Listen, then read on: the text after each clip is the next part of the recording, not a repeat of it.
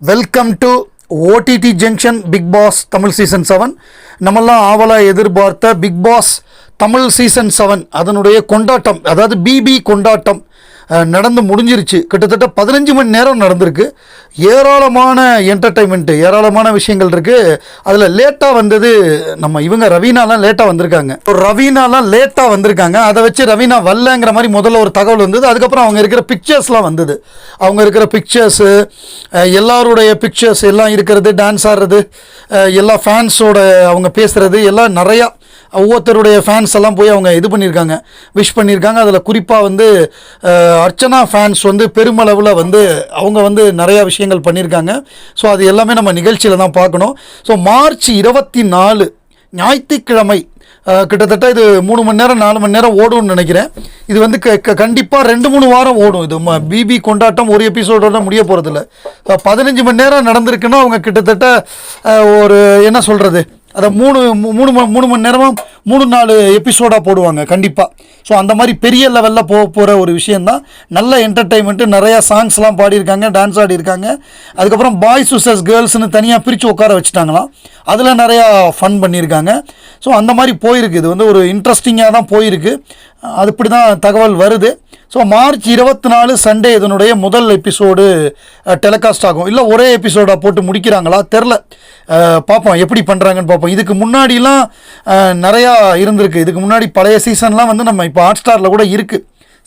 தனித்தனி கொண்டாட்டம்லாம் தனித்தனியாக இருக்குது. அதெல்லாம் எப்படின்னா ஒரே எபிசோடோட தான் வந்தது. பார்ப்போம் இந்த முறை என்ன பண்ணுறாங்க அப்படிங்கிறத நம்ம பார்ப்போம், பொறுத்திருந்து பார்ப்போம். ஏன்னா இது 15 மணி நேரங்கிறது பெரிய இது. மற்ற சீசனை விட இது கொஞ்சம் வித்தியாசமான சீசன். ஏன்னா மற்ற எந்த சீசன்லையுமே பிக் ஹவுஸு ஸ்மால் ஹவுஸுன்னு அந்த மாதிரிலாம் பிரிக்கலை. அதுவே மிகப்பெரிய பிரச்சனைகளுக்கு காரணமாக இருந்தது. 2-3 குரூப்பாக பிரிஞ்சுது. குறிப்பாக டீம் ஏ டீம் பின்னு பிரிஞ்சாங்க. அது டீம் ஏ டீம் பியில் இல்லாத ஆட்கள், அர்ச்சனா மாதிரி ஆட்கள் 2 டீம்லையுமே இல்லை. பட் இவங்க டீம் பியோட ஆட்களோட அவங்க ஃப்ரெண்ட்லியாக இருந்தாங்க. டீம் ஏங்கிறது தான் புள்ளி கேங்கு. அவங்களோட அந்த புள்ளி கேங்கில் உள்ள ஆட்கள் மட்டும்தான் பழக முடியும். மற்றவங்களாம் யாருமே அவங்களோட பழகிறது ரொம்ப சிரமம். ஸோ அந்த மாதிரி தான். இப்போ லேட்டஸ்ட்டாக இந்த மணிச்சந்திராவுடைய அந்த ஃபேன்ஸ் மீட்டு, அதில் கேட்கப்பட்ட கேள்விகள், அதில் ஒரு கான்ட்ரவர்சி, அது பரபரப்பாக போயிட்டுருக்கு. அதை மக்கு மணி அப்படின்னு ஒரு ட்ரெண்டிங் போயிட்டுருக்குன்னு நம்ம பார்த்தோம். அதில் மற்ற கேள்விகளுக்கெல்லாம் ஜாலியாக தான் பதில் சொன்னார். மற்றதெல்லாம் நல்லா என்ன சொல்கிறது, பாசிட்டிவாக தான் இருந்துச்சு. மணியுடைய பாசிட்டிவிட்டி, மணியுடைய எனர்ஜி, அதெல்லாம் நல்லா பாசிட்டிவிட்டியாக தான் இருந்தது. அந்த ஒரு கேள்வி தான், அந்த கேள்வியை அவங்க தவிர்த்துருக்கலாம்.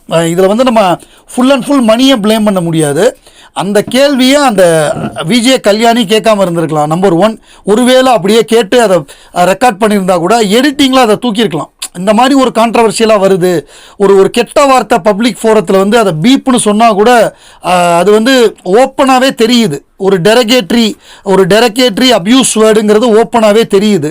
அப்படி இருக்கிறப்ப அதை அவங்க எடிட் பண்ணியிருக்கலாம், சேனல் எடிட் பண்ணியிருக்கலாம். ஸோ இது அவங்க என்ன மாதிரினா, இது வேணும்னே ஒரு கான்ட்ரவர்சி வரட்டும்னே பண்ணாங்களான்னு தெரில.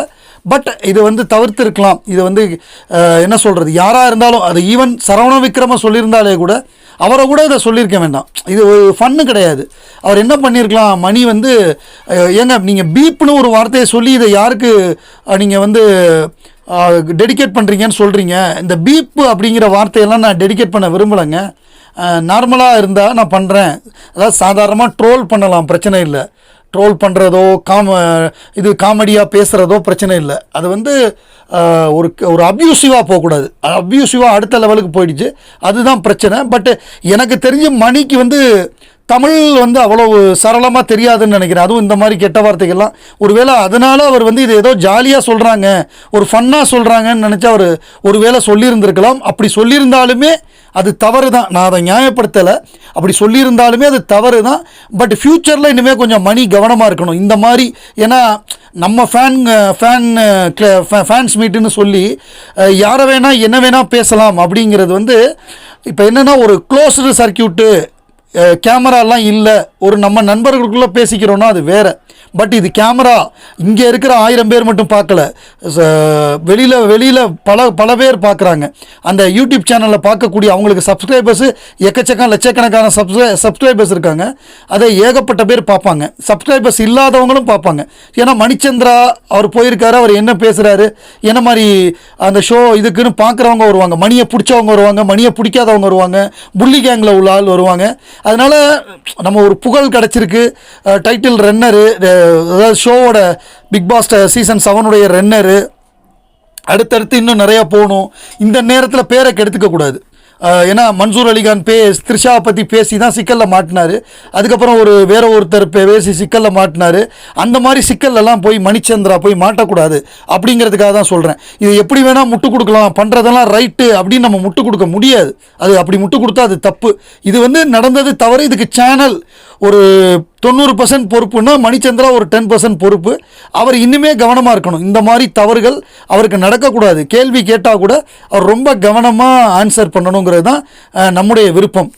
அர்ச்சனா இந்த இதை வச்சு ஒரு ஸ்டோரி போட்டிருக்காங்க. இந்த பிக் பாஸ் கொண்டாட்டத்தில் கலந்துக்கிட்ட காஸ்டியூமில் ஒரு ஸ்டோரி போட்டிருக்காங்க. அது ரொம்ப பியூட்டிஃபுல்லாக இருக்குது. அதே நேரம் பிரதீப் ஒரு இது ஹோஸ்ட் பண்ணியிருக்காரு. என்ன சொல்கிறது, ட்விட்டர் ஸ்பேஸு. அதில் கீரிப்புள்ளன்னு ஒருத்தர் வர்றாரு. அவருடைய பயங்கரமான ஃபேன் போல் இருக்குது. அவர் கீரிப்புள்ளையை பயங்கரமாக ட்ரோல் பண்ணுறாரு. உன்னை பார்த்தா பயமாக இருக்குடா, நீ பேசுகிறது நீ பண்ணுறதெல்லாம் பார்த்தா பயமாக இருக்குது அப்படிங்கிற மாதிரி போகுது. ரொம்ப நாள் கழித்து பிரதீப் அவரோட ஃபேன்ஸை பார்த்ததில் அவங்களுக்கெல்லாம் அவங்கெல்லாம் ஹாப்பியாக என்ன சொல்கிறது, ஜாலியாக மீம்லாம் போட்டு ட்ரோல்லாம் பண்ணி அந்த மாதிரி போயிட்டுருக்கு. அது அப்படி ஜாலியாக போயிட்டுருக்கு. விஷ்ணு, கூல் சுரேஷ், தினேஷ் 3 பேர் சேர்ந்து ஒரு வீடியோ போட்டிருக்காங்க. அதுக்கு கீழே வர்ற கமெண்ட்டெல்லாம் பார்த்தோன்னா மிஸ்ஸிங் மணி மாஸ்டர் இந்த டைலாகுங்கிறாங்க. தினேஷ் தம்பி இப்படியே சந்தோஷமாக இருங்கள், மிஸ்ஸிங் மணி அண்ணா அப்படின்னு ஒருத்தர் போட்டிருக்காரு. பிரதீப் ப்ரோவை கூப்பிட்டு வாங்க நண்பர்களேன்னு போடுறாங்க. மணியன் ரவீனா சேர்ந்துருவாங்களா ப்ளீஸ், மவீனா ஃபேன்ஸ் ஆர் வெயிட்டிங் அப்படின்னு ஒருத்தர் போடுறாரு. தினேஷ்னா மணியண்ணா எங்கன்னு கேட்குறாரு. We are waiting team BB7 கொண்டாட்டம் அப்படின்னு போடுறாங்க. தினேஷ் ப்ரோ மீண்டும் உங்கள் கேங்கை பார்த்ததில் ரொம்ப சந்தோஷம். மணி ரவீனா எங்கப்பான்னு கேட்டிருக்காரு ஒருத்தர். அண்ணன்டா தம்பிங்கடான்னு போட்டிருக்காரு. மை ஹேண்ட்ஸம் கிங்னு ஒருத்தர் போட்டிருக்காரு. உங்கள் லெக் இப்போ பரவாயில்லையா, உடம்பு பரவாயில்லையான்னு தினேஷை கேட்டிருக்காரு. கிங் ஆஃப் பிக் பாஸ் அப்படின்னு ஒருத்தர் போட்டிருக்காரு. தலைவரே அப்படின்னு ஒருத்தர் போட்டிருக்காரு. Happy moment we are waiting அப்படின்னு போட்டிருக்காரு. தினேஷ் அண்ணா, தினேஷ் கோபால்சாமி அண்ணே அப்படின்னு ஒருத்தர் போட்டிருக்காரு.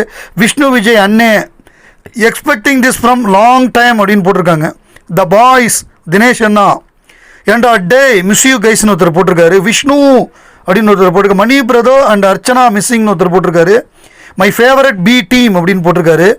Dinesh brother always only fan அப்படின்னு போட்டிருக்காரு. ஸோ இந்த மாதிரி நிறையா அவருக்கு பாசிட்டிவான கமெண்ட்ஸ் வந்துக்கிட்டே இருக்குது. பிகினிங்ஸ் அப்படின்னு விசித்ரா ஒரு போஸ்ட் போட்டிருக்காங்க. You are so genuine and brutally honest, brave, beautiful, strong, thug queen, never be friend any one for கிளாப்ஸ்ன்னு சொல்லி போட்டிருக்காங்க. அவர் சப்போர்ட் ஆல்வேஸ் ஃபார் விச்சுமானு ஒருத்தர் போட்டிருக்காங்க. விச்சுமானு போட்டிருக்காங்க. வாவ் அழகி, பியூட்டிஃபுல் குயின் அப்படின்னு போட்டிருக்காங்க. ஸோ இந்த மாதிரி அவங்களுக்கு கமெண்ட்ஸ் இந்த முறை அவங்களுக்கு ஃபுல்லாகவே பாசிட்டிவான கமெண்ட்ஸாகவே இருக்குது. கமெண்ட்ஸ் கம்மியாக தான் இருக்குது, ஆனாலும் எல்லாமே பாசிட்டிவ். வாவ் அழகின்னு ஒருத்தர், looking cute ma'am, beautiful queen ஒருத்தர், மம்மி இந்த அழகு காரணம் என்ன சொல்லுப்பா அப்படின்னு போட்டிருக்காங்க. கங்க்ராச்சுலேஷன்மா, happy for you, definitely successful ஆகு அப்படின்னு போட்டிருக்காங்க.